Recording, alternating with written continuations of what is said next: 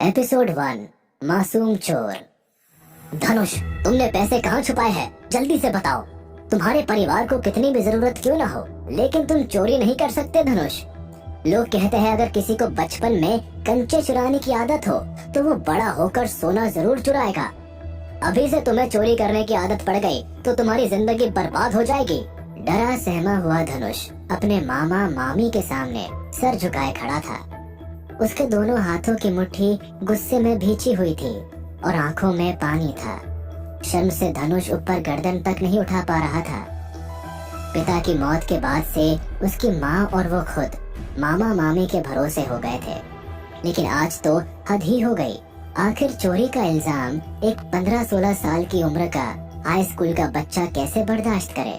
तभी उसकी मामी फिर से उसे डांटते हुए बहुत तेज आवाज में कहती है, धनुष, मुझे मालूम है कि तुम्हें स्कूल की फीस के लिए पैसों की जरूरत है, पर क्या तुम चोरी किए हुए पैसों से अपने स्कूल की फीस भरोगे? घर के सारे नौकर चाकर और कुछ मेहमान धनुष को घेर कर खड़े हैं और उनके ताने धनुष के कानों को चीरते हुए निकल रहे हैं, जैसे सचमुच धनुष ने अपने ही घर में मामा मामी के 3000 रुपए चुराए हो। पर वो डरा सहमा सा स्कूल जाने वाला बच्चा अपनी बेगुनाही साबित भी तो कैसे करे। धनुष का चेहरा शर्म से लाल हो चुका था। उसके होठों पर खून की छोटी सी बूंद दिखाई देने लगी थी, क्योंकि गुस्से में वो अपने होठ दांतों से काट रहा था। आंखें नम थी, फिर भी आसपास खड़े लोगों के ताने सुनकर उसने अपनी बात कहने की हिम्मत की। आहिस्ता से धनुष अपनी गर्दन उठाकर बहुत धीमी आवाज में कहता है, मैंने पैसे नहीं चुराए। उसके मुंह से निकले ये मासूमियत भरे शब्द सुनकर कोई नहीं कह सकता था कि वो बच्चा कभी चोरी भी कर सकता है। धनुष के मुंह से उसकी सफाई सुनकर मामी कुछ बोलने ही वाली थी कि एक दर्द भरी आवाज सुनकर वो रुक जाती है, और वो आवाज सुनकर धनुष में जैसे सांस वापस लौट आई हो।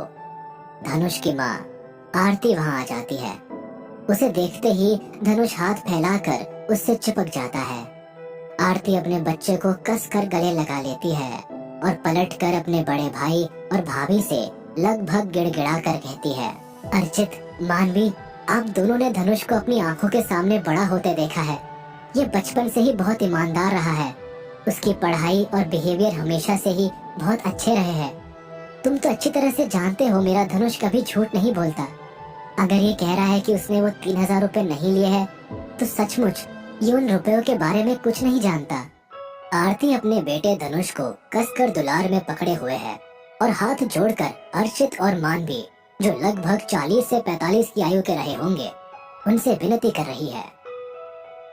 पति के चले जाने के बाद औरत का एकमात्र सहारा उसके बच्चे ही तो होते हैं, लेकिन यहाँ शायद आरती का खुद का छोटा भाई अर्चित उसके लिए कोई सहानुभूति नहीं रखता। अर्चित अपनी सख्त आवाज में आरती से कहता है, हम ये नहीं कह रहे कि धनुष ने पैसे चुराए हैं, लेकिन हमें ये लगता है कि जरूर धनुष ने तुम्हें स्कूल की फीस के लिए परेशान होता देखकर वो पैसे छुपा लिए हो। इतना कहकर अर्चित दूसरी ओर देखना शुरू कर देता है। वह आरती की आंखों में देखने की हिम्मत भी नहीं कर रहा, लेकिन बाकी की रही सही कसर पूरा करने के लिए उसकी बीवी मानवी भी तो है।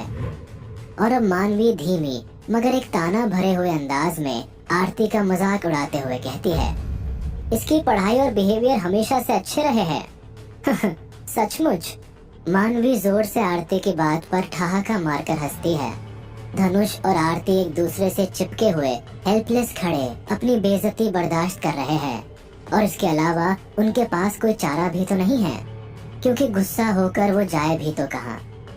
लेकिन मानवी यही नहीं रुकती। वो आगे कहती है, स्टार सिटी स्कूल में आने से पहले तुम्हारे बेटे की पढ़ाई सचमुच बहुत अच्छी चल रही थी, लेकिन वहाँ 1 साल रहने के बाद उसके मार्क्स एकदम से गिर गए और अब वो पीछे से पहले नंबर पर आने लगा है। फिर एक तिरस्कार भरी स्माइल चेहरे पर लिए मानवी अपनी गर्दन साइड में झटक कर आरती को उसके विधवा और अकेला होने का एहसास दिलाती है और आगे अपनी बात कहती है, मगर इस बार उसकी आवाज पहले से ज्यादा तेज थी।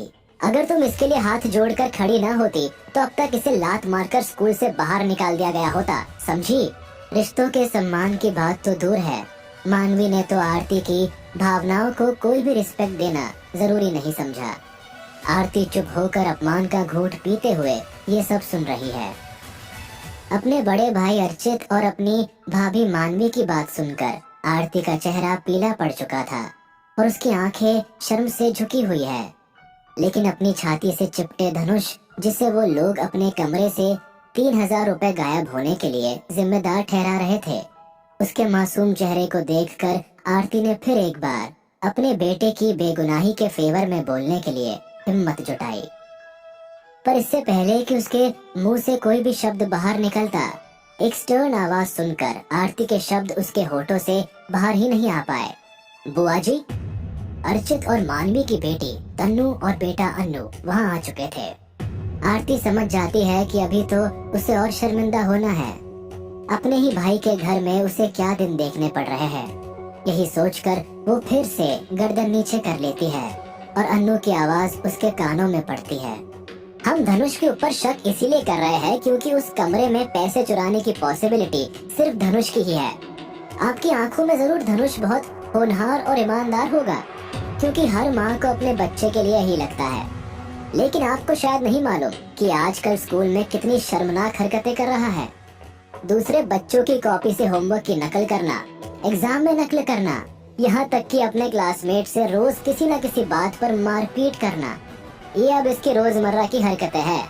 मुझे तो शर्म आने लगी है स्कूल में किसी को भी ये बताते हुए कि ये हमारा कजिन ब्रदर है। आरती दुखी मन से नम आंखों के साथ उनकी बात सुन रही थी, क्योंकि वो दोनों अर्चित और मानवी के बच्चे थे। अर्चित और मानवी से फिर भी थोड़ी शर्म और इज्जत की उम्मीद की जा सकती है, पर इन दोनों में रत्ती भर भी इस बात की कोई शर्म नहीं है कि वो अपनी बुआ से बात कर रहे हैं। इसलिए आरती चुप होकर उन्हें सुन रही थी, क्योंकि अगर वो कुछ भी बोलेगी तो वो दोनों उसे उल्टा जवाब देने के लिए 1 मिनट का भी समय नहीं लगाएंगे। लेकिन धनुष कैसे चुप रह पाता। वो उनकी बात काटकर जोर से चिल्लाया, तुम दोनों झूठे और बदतमीज हो और मुझ पर झूठा इल्जाम लगा रहे हो। अन्नू और तन्नू धनुष की आवाज सुनकर गुस्से से भर गए, पर इससे पहले कि वो दोनों कुछ बोल पाए, मौके की सीरियसनेस को भांपते हुए आरती अपने दोनों हाथ जोड़कर अर्चित और मानवी से कहने लगी, मैं तुम दोनों के सामने हाथ जोड़ती हूँ, प्लीज मेरे बेटे के लिए ऐसी मुसीबत खड़ी मत करो। अगर तुम्हें वो 3,000 रुपए नहीं मिलते हैं तो उसे मेरी ओर अपना उधार समझो। तुम्हें पता है जब से धनुष का पिछले साल एक्सीडेंट हुआ है, वो बहुत जल्दी अपना आपा खो देता है और गुस्से में भी कुछ भी कर बैठता है। पर अगर इसके साथ कुछ भी बुरा हुआ तो मैं जिंदा नहीं रह पाऊंगी। अपनी बात पूरी खत्म करने से पहले ही आरती की आंखों में काफी देर से रुके हुए आंसू तेजी से उसके चेहरे पर दिखाई देने लगते हैं। अपने छोटे भाई के पूरे परिवार के सामने वह असहाय होकर रोने लगती है।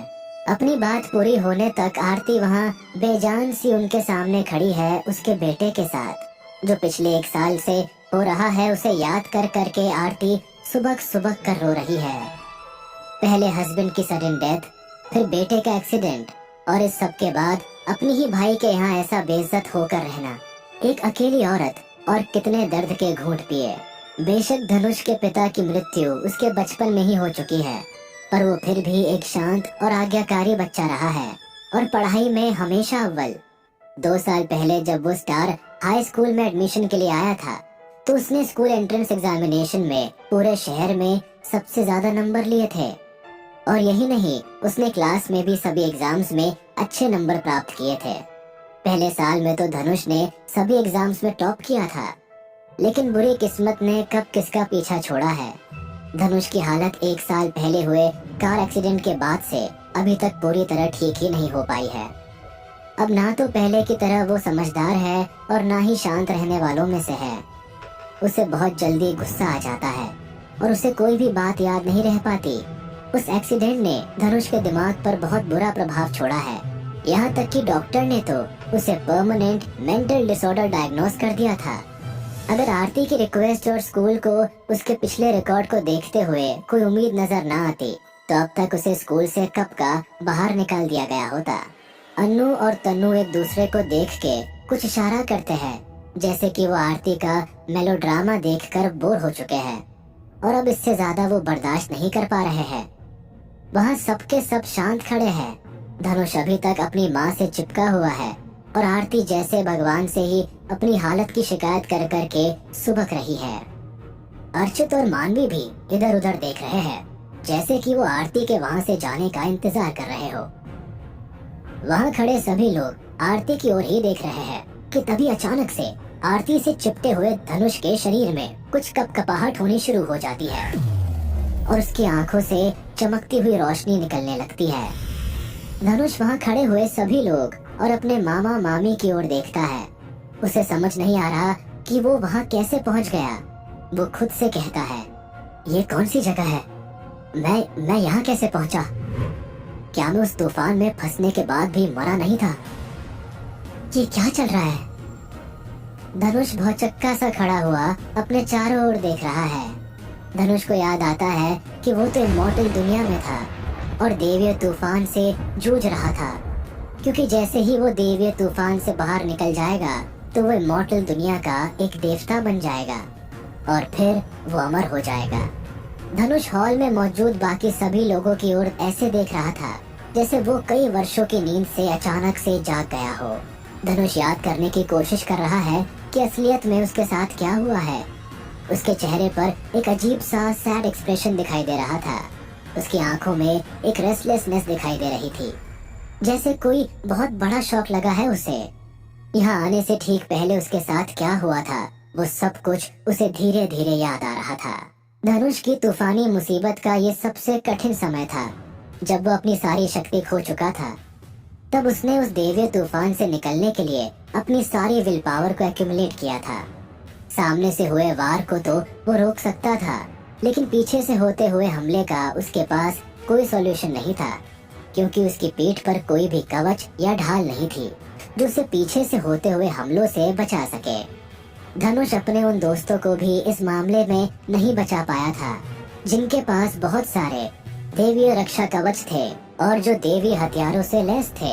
धनुष का दिमाग उन सभी बातों को याद कर रहा है जो उसके साथ उस इमॉर्टल दुनिया में हुई थी। उस देवीय तूफान के उसने 9 डेंजरस मिशंस को पार कर लिया था, लेकिन जब वो खुद को 10वें मिशन के लिए शारीरिक और मानसिक रूप से तैयार करने में लगा था, उसी वक्त उस डेंजरस मिशन में उसके अपने वो साथी जिन पर धनुष को खुद से भी ज्यादा भरोसा था, उन्हीं लोगों ने उस पर एक जानलेवा हमला कर दिया था। और उन्हीं लोगों में शामिल थी जानवी, जिसे धनुष सबसे ज्यादा प्यार करता था। लेकिन जानवी ने भी उसके दुश्मनों के साथ मिलकर धनुष का बड़ा दिल दुखाया था।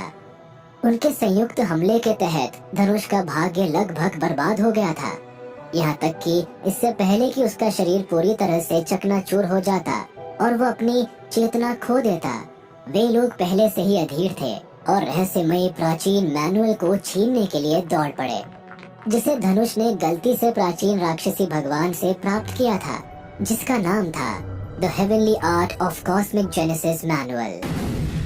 उसे समझ आ चुका था कि इंसान का स्वभाव इतना ग्रीड और ईर्ष्या से भरा हुआ है कि प्यार और दोस्ती जैसे पवित्र बंधन भी लोगों के लिए कोई मायने नहीं रखते। धनुष वही खड़ा खड़ा ये सब सोच रहा है। उसे ध्यान ही नहीं है कि हॉल में मौजूद लोग जिन्होंने उसके ऊपर 3000 रुपए चोरी करने का इल्जाम लगाया है, उसके बारे में क्या सोच रहे होंगे। धनुष फिर खुद से ही कहता है, मैं उस तूफान से बाहर निकलने में असफल रहा हूँ, तो मैं जिंदा कैसे बच गया? मेरा शरीर तो खत्म हो जाना चाहिए था और मेरी आत्मा अब तक राख बनकर हवाओं में उड़ जानी चाहिए थी, लेकिन मैं अब भी यहाँ कैसे हूँ? क्या धनुष अपने ही बनाए हुए इन 2 संसारों के भंवर से निकल पाएगा? उसके अपने मामा को अपनी बहन और उसकी माँ आरती के आंसुओं का भी कोई फर्क क्यों नहीं पड़ रहा है? क्या सचमुच धनुष ने 3000 रुपए चुराए हैं? जानने के लिए सुनते रहिए धनुष की कहानी द इमॉर्टल वॉरियर, सिर्फ पॉकेट एफएम पर।